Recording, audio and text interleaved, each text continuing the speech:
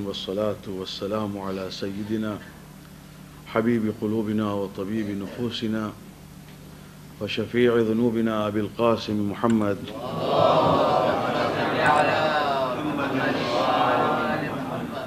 وعلى أهل بيته الطيبين الطاهرين المعصومين.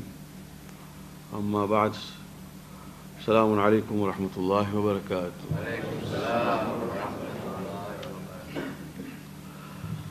One of the things which will invalidate and break the fast is to attribute or impute lies to the Prophet sallallahu alaihi wasallam.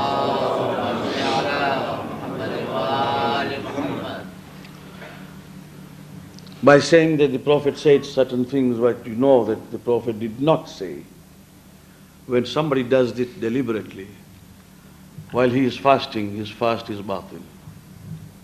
Similarly, if he does it towards Aimma alayhimus salam, or even if he says that this is the translation of the verse of Quran, which is not correct, and he renders an incorrect translation or imputes any lies to Allah subhanahu wa ta'ala, the fast is batil.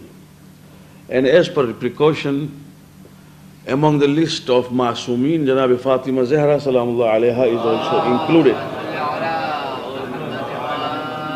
Which means that if the lies are imputed to Janab Fatima Zahra also, the hadith somebody just quotes, then of course his roza and saum is batil. It is for this reason that those who speak during the day while they are fasting,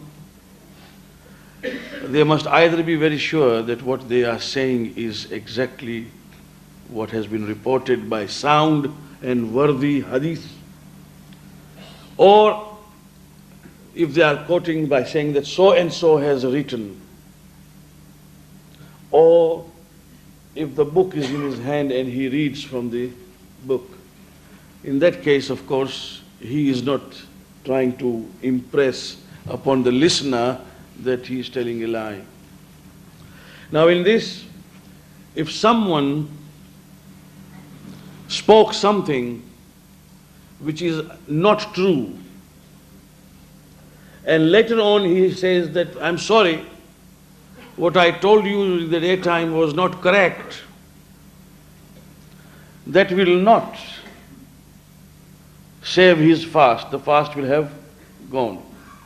So one has got to be very sure that what he speaks during the fast is absolutely true and is according to the worthy and sound reporting done by the Payghambar or by Aimma alayhimus salam.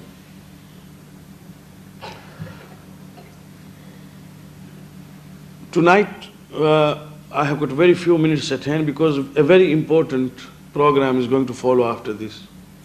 And I'm going to make a sort of a prelude or a preamble to that. The Quran says, هو الذي بعث في الأميين رسولا منهم يتلو عليهم آياته ويزكيهم ويعلمهم الكتاب والحكمة وإن كانوا من قبل لفي ضلال مبين. He, Allah subhanahu wa ta'ala, sent among the people of Makkah, the Ummiyun, from among them a prophet who teaches them, purifies them, and teaches them wisdom and the contents of the book.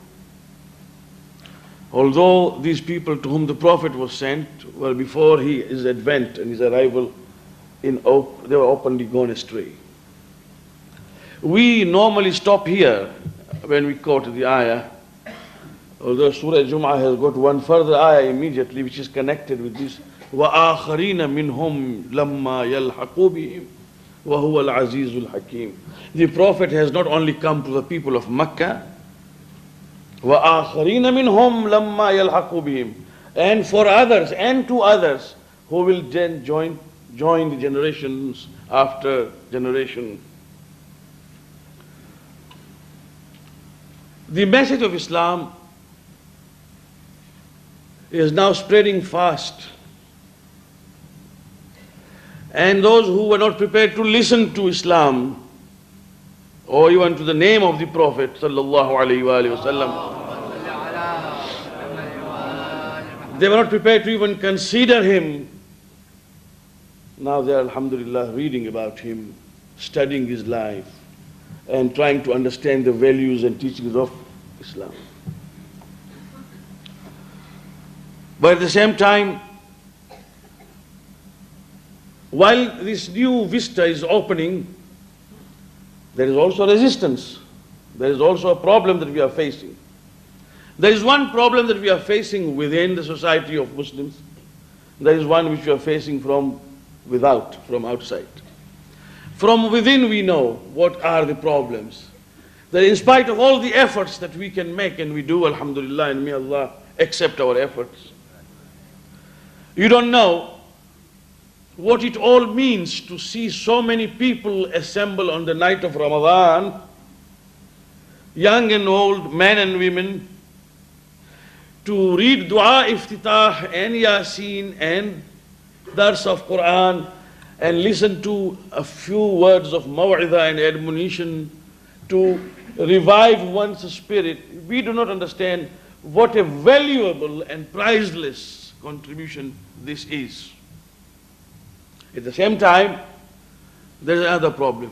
The problem is of the media, which is assaulting and attacking us from all sides. The press from one side, the television from the other, the radio from the third, and the books from the fourth side. Books coming out against Islam. Media making subtle suggestions against Islam. When you just switch on the television or a radio and you suddenly find something which is so subtle but goes against the very grain of our creed and our faith. And this is how our youngsters are learning gradually things which are all against Islam. And it is being ingrained very, very slowly. This is something against which we have got to combat.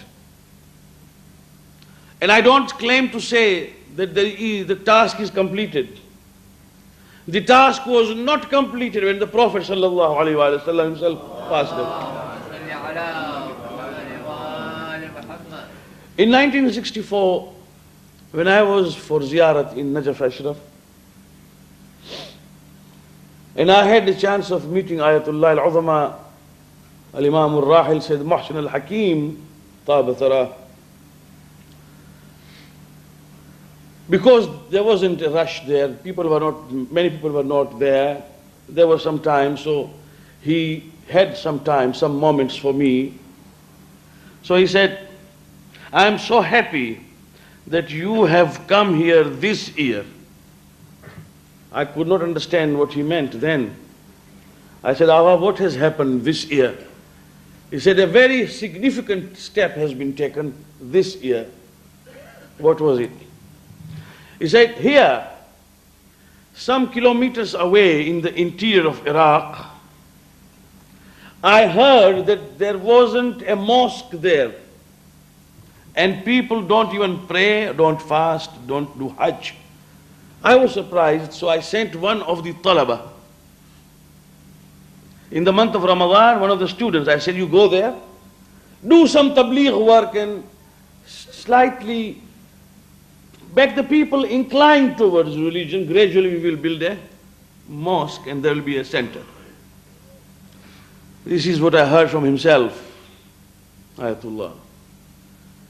And he said, when I sent my missionary, my muballigh, when he went, he was driven out by the villagers, told to get out or you will be killed. Because we believe that building a mosque is haram. Why? Because Ali ibn Abi Talib alayhi salam was killed in the mosque.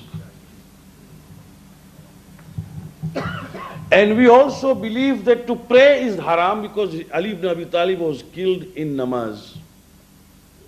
And we believe that fasting is also haram because he was killed on the 19th of Ramadan and he died on 21st in the month of fasting. So now if you wish to build a mosque, then you first build your grave. So he came back running. Agha said, I was surprised to hear that there was something in Iraq, a village where at least people believed these things. But he said, I did not lose hope. And I went on struggling, sending someone, trying to meet the chiefs, meet the influential people, meet the people who understood. And gradually, alhamdulillah, this year, I say that I am happy that you are here this year, because this year I have been able to complete the construction of the mosque. What it means? It means that Najaf Ashraf, from where light radiated throughout the world, from where mujtahideen came to us, and we always looked upon Najaf for guideline. Even in that country, some pockets, some nooks and corners were left without work being completed. So it is an ongoing process. Today, when we are in England, most of you must understand that we are exposed to a different environment altogether. It may be a Jamaat here in Stanmore which is being managed by a particular managing committee and a community. But it has got an exposure which is so wide that every community and people from all walks of life will come here, will sit with you and will listen. This is the reason why when we were looking towards this property for refurbishing, repeatedly I said that if Allah wills, one day the light of Ahlul Bayt will radiate from this center. I said this then. It will radiate for ourselves and for others. Today, Alhamdulillah Rabbil Alameen, our youths, men and women, boys and girls, teachers, are devoting so much of their time that time which they are devoting cannot be valued in terms of money or anything. Allah subhanahu wa ta'ala is the only one who will reward them. Then there are volunteers, workers, these people who serve, who you do not see. You do not see them. They are working. They are writing. They are speaking, addressing. From this center, youngsters go to speak in every part of England and some parts of Europe every time that they are asked to go. Men and women go. Publication has started, and suddenly we started receiving letters from correction houses of America, from correction houses of Thailand. We want books. We have been imprisoned for whatever crime we committed, but we want books, and we have understood the light of Ahlul Bayt, therefore we want the books on Ahlul Bayt. Now the letters are coming in, and then there was that tragedy which is called the tragedy of Bosnia. Something which it was inconceivable and unimaginable in the 20th century, the crimes which could not have been committed or even thought of in the 20th century have been committed against the Muslims of Bosnia.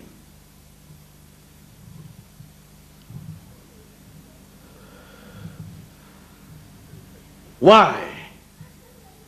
If you read the history of 200 years ago, when I was reading that during the Ottoman Empire, and when 400 years ago when the formation took place of that part of Yugoslavia which became known as Bosnia, at that time when Islam entered in Europe, at that time also, the same tragedy occurred.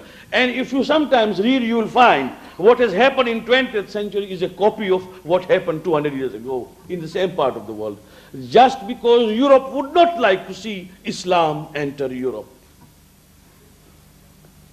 After the experience of Spain. Because in Spain, Muslims ruled for nearly 800 years. And after the crusade, when they managed to drive Muslims out of Europe, they did not want again Islam to enter Europe. In Bosnia there was a pocket. There were Muslims, and there are Muslims still. And they were under the pretext of ethnic cleaning or whatever you call it. They were driven out from that place, from their own homeland, because they were Muslims. They were deprived of their own homeland security because they were Muslims. But apart from that, the way ladies were dishonored and raped, the way children were cut off, the way elders were massacred, the way youngsters were imprisoned and left to die without morsel of food. But the Muslim world is silent. For 600 or whatever thousand Jews who were mutilated and killed, which is known as Holocaust, the Jews would speak till the day of judgment, repeating it again and again for us to see on the television and to read in the books. But in this recent history, the way the Bosnians were treated, only because they were Muslims and because they claimed their land as Muslims, no Muslim is prepared to prepare even one television program to present before the world to see.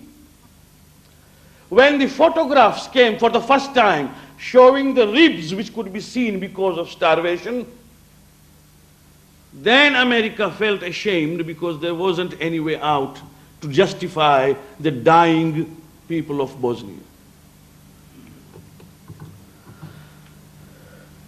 Well, they came here.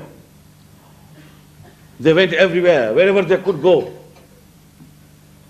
But what I want to say is something very important. When they came here, I heard with my own ears some of them say that perhaps Allah willed it that we should learn true Islam after all these sufferings. They came here. Are you a Muslim? Yes. What is your name? Hassan. With, of course, some Bosnian appellations they have. What is your name? That name, this name. And what happened? They knew nothing.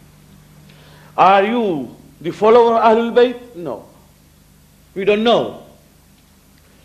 And this is the reason why the World Federation decided that while many agencies worked for sending food, medicine, clothes, alhamdulillah, Allah will reward them, for that is the good work done, we would rather concentrate on tabligh. And we were the first to reprint that small Quran Majid which was given by Brother Murtaza to us. We blowed it up and magnified it, and we produced the first Bosnian translation of Quran Majid, which we did not translate but we published. 5,000 copies fast. And you, Mu'mineen, you gave us 12,000 pounds within 3 nights, and we were able to distribute that book throughout the world. And when it was over, we needed 5,000 more. We republished or reprinted it. Nearly 10 books of Sayyid Akhtar Rizvi, may Allah give him long life, have been translated into Bosnian. A book is there in Albanian. Monthly magazine is being published to introduce school of Ahlul Bayt without apology that we are Shia Ithna Ashari, not trying to cheat anyone. Every month, in which we write about the month, du'as, aqaid and everything. Once when the things went far and wide, we started getting letters in their own languages, and we could not understand. So, but Allah subhanahu wa ta'ala, وَلِلَّهِ الْحُجَّةُ الْبَالِغَةُ, Allah has His own creation, His own authority, which reaches everywhere. He fulfills His promise. We had 2 ladies in Shnashri Khoja community, married to Khoja brothers who were Bosnians. One was Amina Bai, who is in South. She volunteered to translate every letter. She's a Bosnian Muslim, she has not. and we used to transmit the letters by fax to her, and she would translate, and then we would republish. Answer, and she would again translate, and the letter would go. Till we came across Brother Shamil, who will be addressing you tonight, who is a Bosnian Shia Ithnashari, and who is now working with the World Federation, where tens and twenties letters in a day may come in, asking masail, asking so many guidelines, asking for books, and he would translate them for us, consult with Mohsin by Jaffer, and then answer. This is how the work is going on. But, and there is a very big but, one small booklet that you want to send out, one Quran Majid, if you want to send out, the postage only costs you £5. Quran Majid. The hadiyah of Quran may be £2 or £2.50, but the postage for it is £5.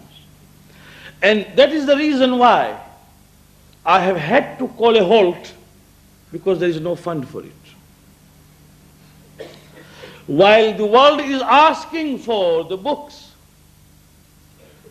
to read and to be acquainted with the teachings of Ahlul Bayt, salamullah alayhim ajma'in, and they would like to know more and more, and the lessons of Ahlul Bayt is not our peculiar or singular property, it belongs to all. Unfortunately, I am not able to do it. We are all at the standstill at the moment. And for this reason I said, I am not asking for thousands and thousands of pounds, but that small bit from the pockets for Ahlul Bayt, salamullah alayhim, for the sake of expanding and spreading the word of Ahlul Bayt to those who need most, for whom Aimma alayhim salam said that they are the aitam, yatama alu Muhammad. That means they are the orphans of alu Muhammad, to whom the knowledge has not yet reached. We would like to continue. Each book that is printed, 3,000 copies, 5,000 copies, the bill is there, £5,000, £6,000. It has got to go. Quran Majid, £12,000. Then posting it. And if we don't post it, then what is the use of printing it? So all these things happening at the time when the demand is on the increase, my friends, the resource is on the decrease. So I have requested. Now you will hear two boys who are from Tataristan. Tataristan, they will read Quran. The boys who did not know a word of Quran, they learned here.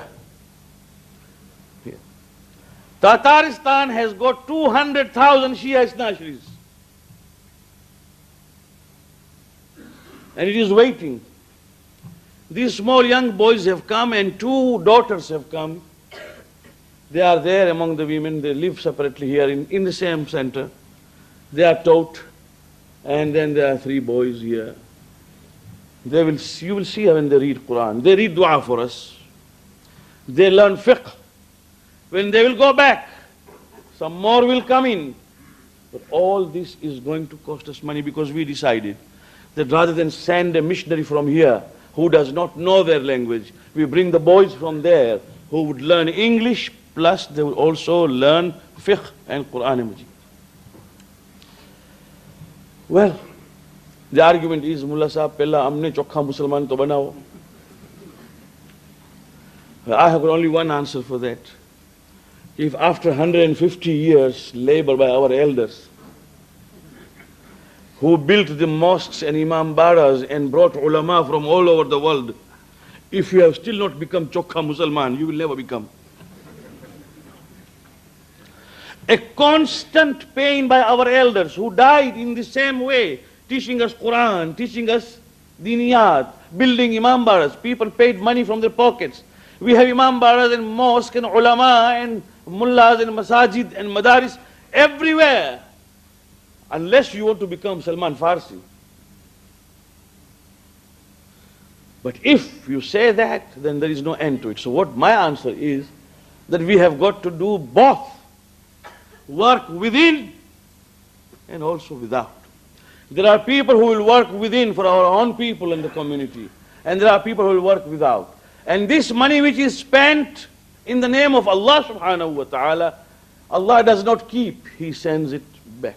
Quran has promised that if you give in my way, I will give you back. So this is the appeal, the month of Ramadan. And the gentleman who will come and speak is a living example of what we can do. And how many students we already have who are receiving our lessons. May Allah subhanahu wa ta'ala grant us tawfiq. Wassalamu alaikum wa rahmatullah.